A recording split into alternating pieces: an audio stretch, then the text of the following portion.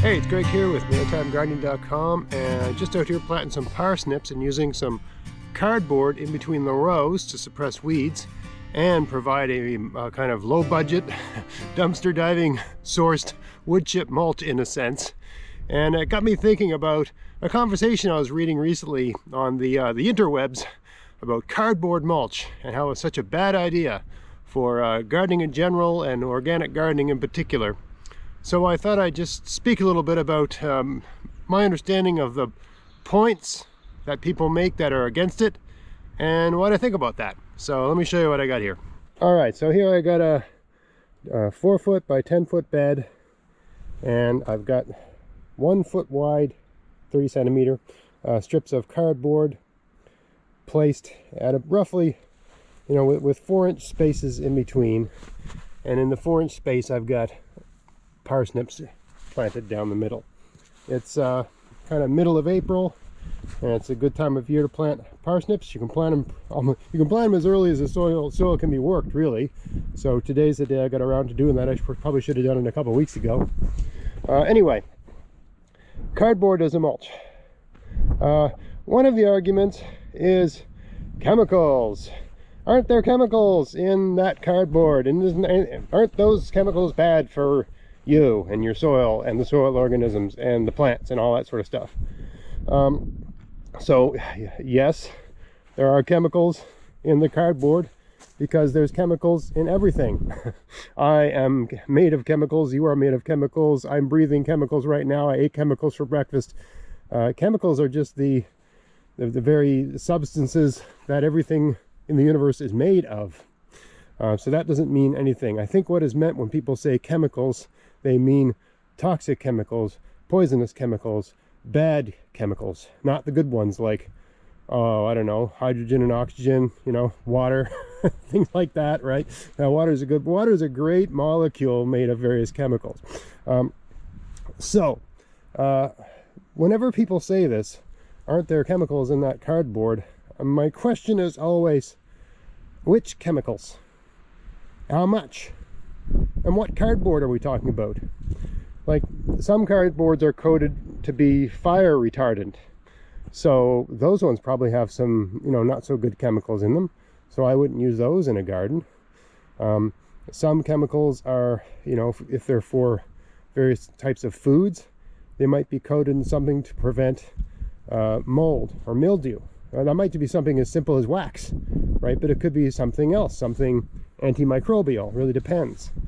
And if it's a cardboard box just for moving things from one place to another, which I think this is the cardboard box from a barbecue, right? So I have no reason to believe that there's any fire retardant chemicals in this cardboard, and I'm not worried about it. I think part of this is people just having these fears about what they can't see, and we're being worried that there's something they can't see in things that's bad.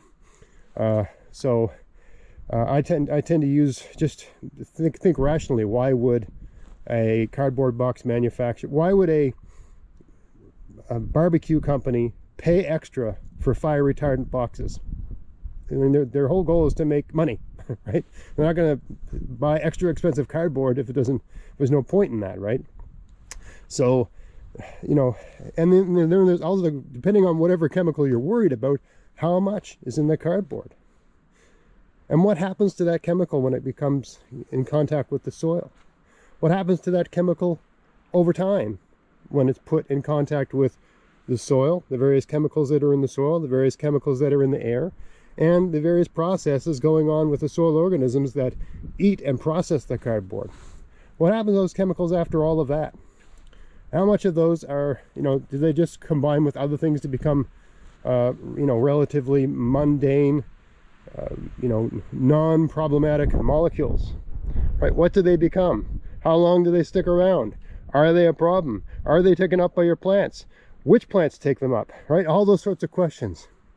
So, and again, with any problematic chemical, the question is how much, right? There's all kinds of toxins we eat every day in our food, in fresh garden-raised vegetables. Vegetables make their own toxins that we eat, right? Your body can handle certain amounts and other amounts not so much, right? And adults can handle a certain amount. Like, you get a headache, you take an aspirin, right? Take a bottle of aspirin, you're going to end up in a hospital or maybe dead. You have 1 or 2 aspirin, you feel better, right? It's all about the dosage, right? The dosage makes the poison. So that's my take on the whole chemical thing.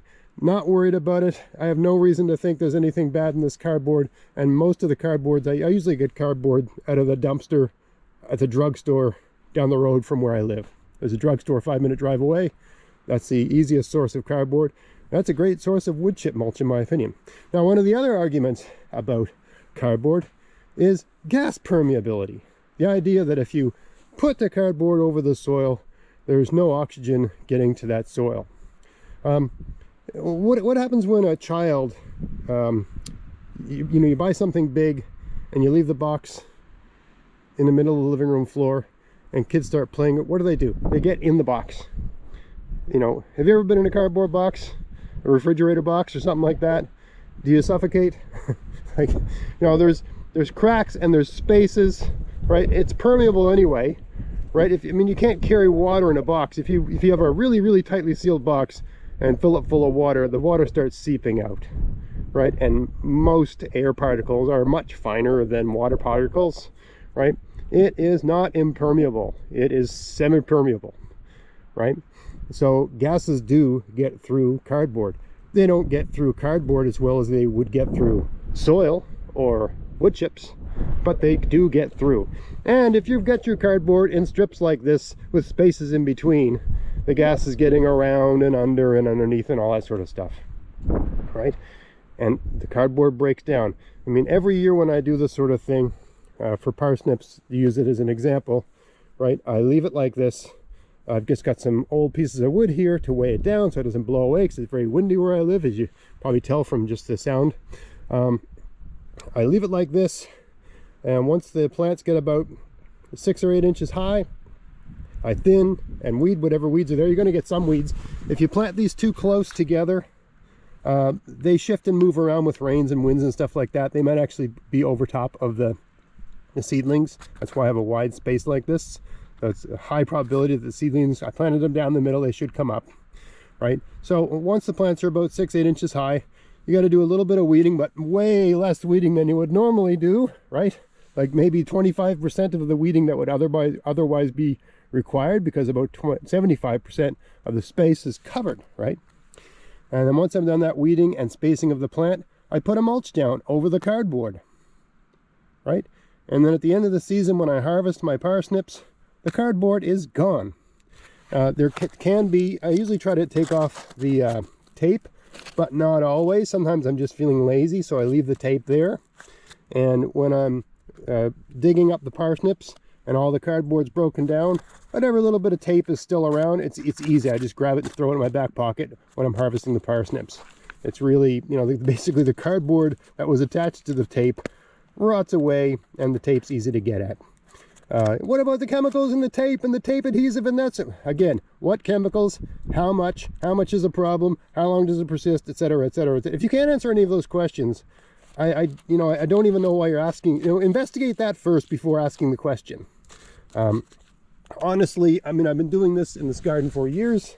You know, it is possible that I'm full of toxic chemicals, and you know, this is all really, really bad for my health. But I don't think so.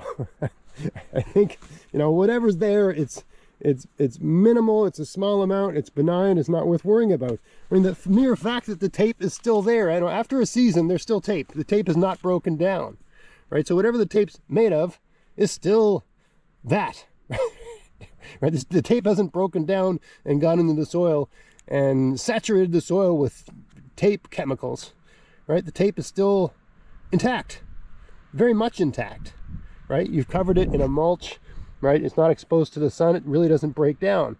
So when I'm harvesting all the vegetables out of this, I'm just pulling little, you know, strips of tape, sticking it in my back pocket as I go. Otherwise, there'd be tape all over the place in my garden. And I don't do this in every garden, but I use cardboard often because it is free and it does a great job of smothering out weeds. The worms love it.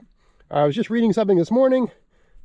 Someone was suggesting that, you know, when people say, oh, I put cardboard down, underneath it, it's full of worms.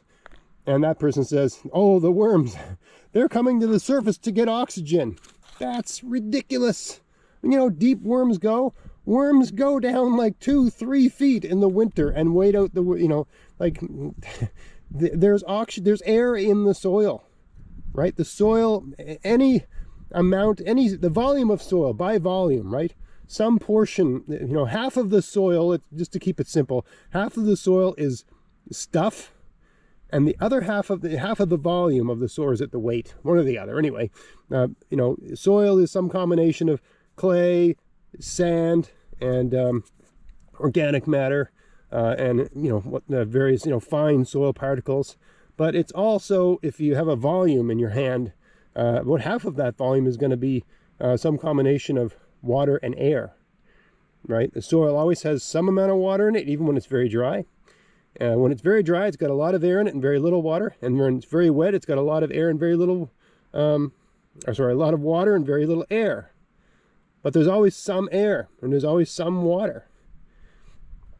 Okay, so it's preposterous to think that if I were to find worms up near the surface here, it's because they're coming up to breathe.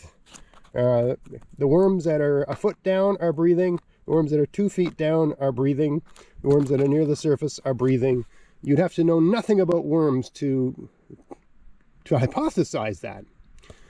I suppose if you had a garden bed that was completely covered in many, many layers of cardboard, perhaps, but I still think air would get in around other ways, right?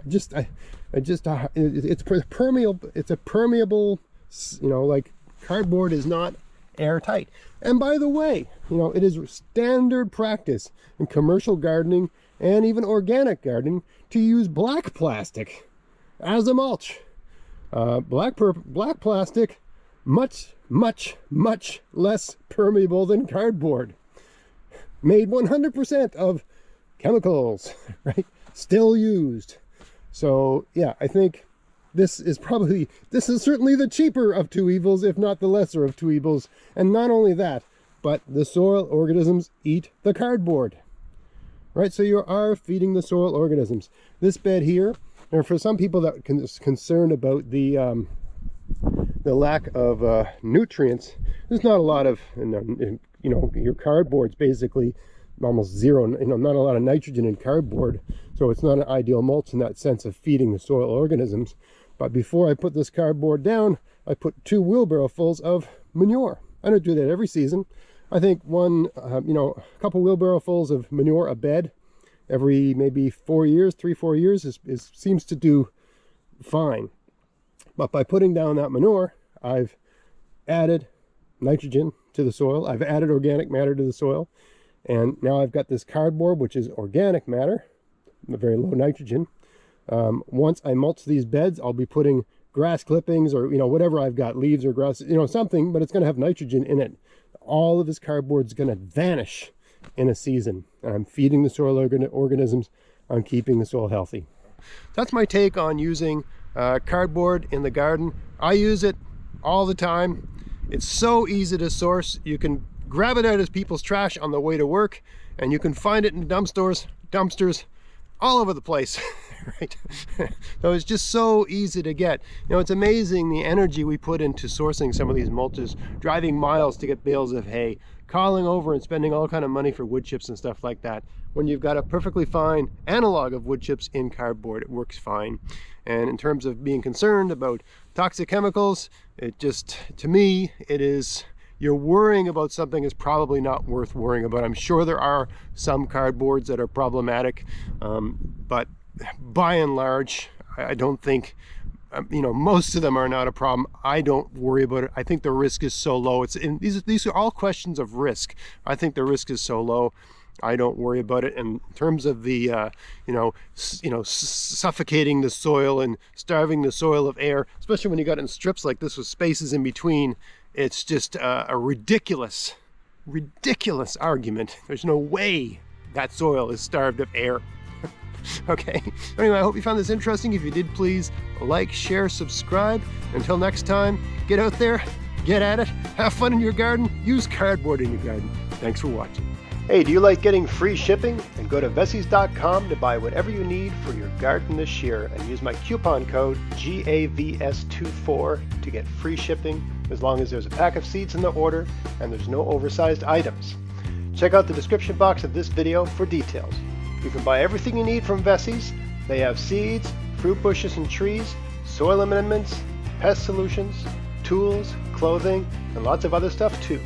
So yeah, if you want to help support everything I'm doing here and you like free shipping, and they sell something you need, buy it from them and use my coupon code. Happy gardening!